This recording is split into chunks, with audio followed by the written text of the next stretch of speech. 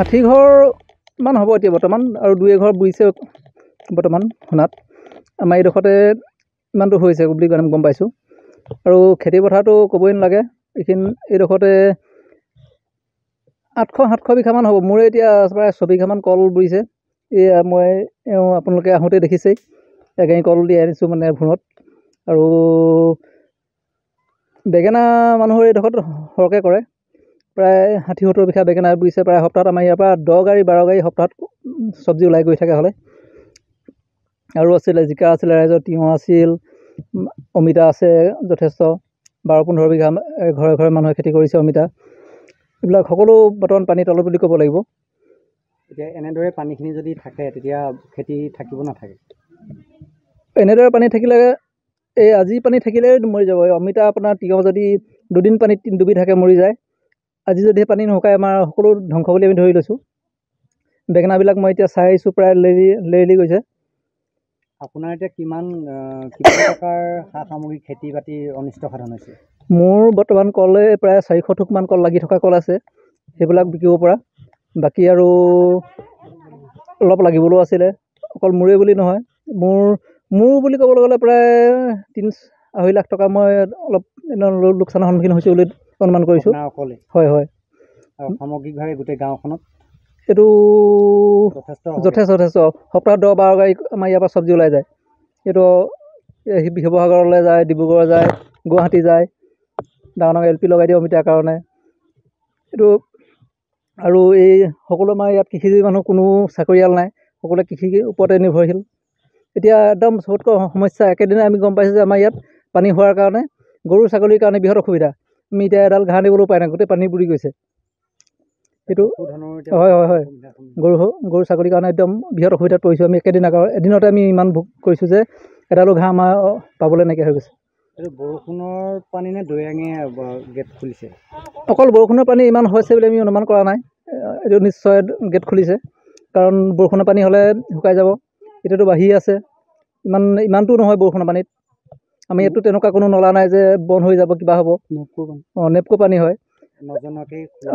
হয়। যদিয়ে আপোনাৰ বৰষুণৰ পানী হ'লহেঁতেন, আমাৰ ইয়াততো গাঁৱৰ মানুহৰ মাজত তেনেকুৱা কোনো টাউনৰ গোটেই নলা নৰ্দমা নাই যে পানী জাম হৈ বানপানীৰ সৃষ্টি হ'ব।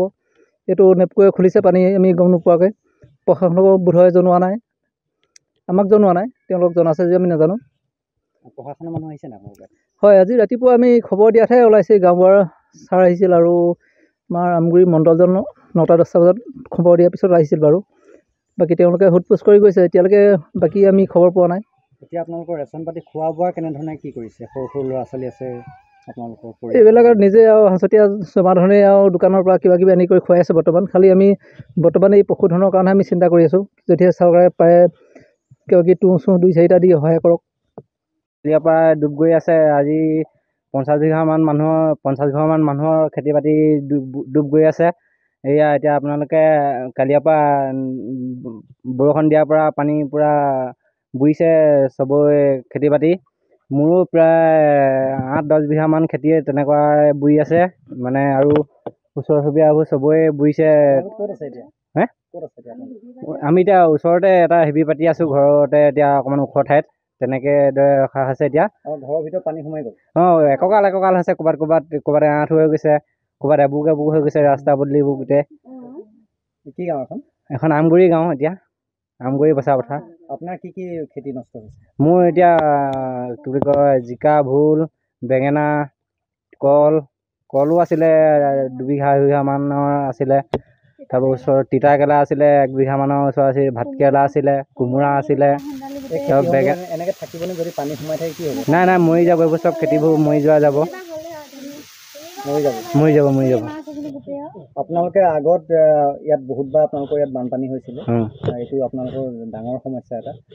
ইয়াত আপোনালোকৰ চৰকাৰৰ ফালৰ পৰা কিবা পাইছে নাই আগতে? নাই একেলগে আজিলৈকে একো পোৱা নাই বাৰু তেনেকৈ। আগতে 18 চনতো খোৱা বোৱাটো দিছিলে, এনেকৈ পশুবোৰক তেনেকৈ খোৱা ব্যৱস্থাটো কৰি দিছিলে, তেনেকৈ কৃষকৰ কোনো একো পোৱা নাই। এইটো কেতিয়াৰ কথা? এইটো 18 চনৰ কথা আছিলে। এইটো তেতিয়া তেওঁ দিব বুলি কৈছিলে, কিন্তু নাপালোঁ 18 চনতো। এই তেনেকৈ পানী খেতি বাতি মৰি আদায় হ'ল। এতিয়া এইবাৰ আকৌ বাঢ়িছে, এতিয়া 24 চনত।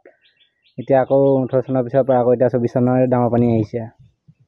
এতিয়া আপোনালোকৰ ইয়ালৈ প্ৰশাসনৰ মানুহ আহিছে নাই? আজি মণ্ডল আৰু গাঁৱৰ পৰা আহিছিলে চাবৰ কাৰণে নামভৰ্তি কৰি নিছে, এনেকৈ খোৱা বোৱা এইবোৰ ব্যৱস্থাটো কৰি দিম বুলি কৈছেহি। এতিয়ালৈকে কৰা নাই? এতিয়ালৈকে কৰা নাই। আজি ৰাতিপুৱা 9টা-10টা বজাত আহিছিলে, আহি আজি ব্যৱস্থাটো কৰি দিম বুলি কৈ থৈ গৈছে বাৰু।